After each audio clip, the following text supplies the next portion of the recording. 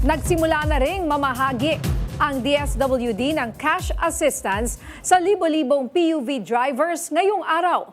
Ayon sa ahensya, posibleng hindi lang isa o dalawa ang mangyayaring pamimigay ng cash assistance. May umaarangkadang balita si JM Pineda.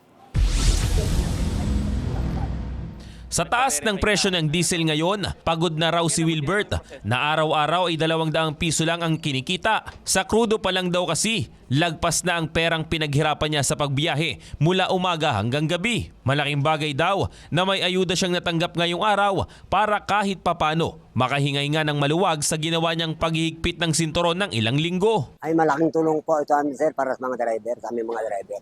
Malaking tulong po ito kasi po pag bumibiyahe po kami, halos wala na po kumikita. Dati po, kumikita naman ng 700, 800, ganoon po. Sa ngayon, 100, 200, kuminsan lost boundary pa po.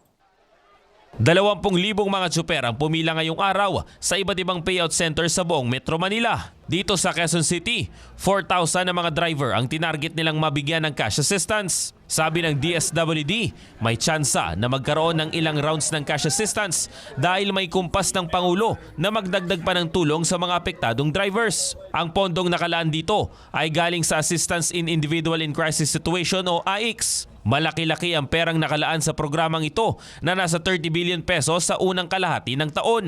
Sa kabuuan, nasa 62 billion pesos ang nakapondo para sa AICS kaya may mga mahuhugutan pa umanong budget ang ahensya. Well, alam nyo, mahaba-haba naman yun. Kasi kahapon sa Senate hearing, pinaliwanag ko nga, ang estimate namin na gagastusin for at least one round, even outside Metro Manila, our rough estimate is at around 7 billion pesos. Okay. Pero gaya ng mga naunang payout, makapal rin ang bilang ng mga hindi nakatanggap ng cash assistance. May hinimatay pa nga sa gitna ng pila ng mga tsuper na nagpapaberipika ng kanilang pangalan. Kasama rin sa pila si Ponciano na umaasa sanang makakapag-uwi siya ng pera at makapagbigay ng kaunting budget para sa pamilya. Pero bigo siya ngayong araw dahil walang nauwing ayuda. Baka ilang araw din daw siyang hindi makabiyahe. Wala po sir ako sa master list kasi dalawa kami junior. Ngayon, ang nangyari, yung kapatid ko lang ang nakapasok sa sa DSWD. Naasahan ko na makukuha ko na ngayon Yung pala wala pa rin Kaya nagpalista na lang ako sa LTFRB. Paliwanag ng DSWD, tatlo ang posibilidad kung bakit wala sila sa listahan. Ang una nga dyan ay posibleng nasa ibang LGU na ang mga tsuper na nakalista. Pangalawa naman ay may posibilidad na nasa ibang transport sector na sila gaya ng TNVS.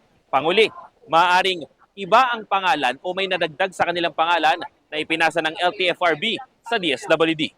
So ang magiging solusyon namin, nag-agree kami ni Chairman Rigor, after today, the DSWD will go with the LTFRB sa bawat LGU. Isusuma total natin kung ilan yung nawawala. We'll call all their chairmen ng mga JODA.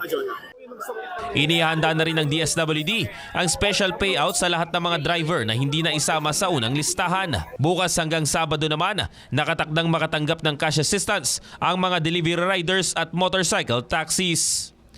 Ako si JM Pineda ng PRTV News, nagseserbisyo para sa Pilipino.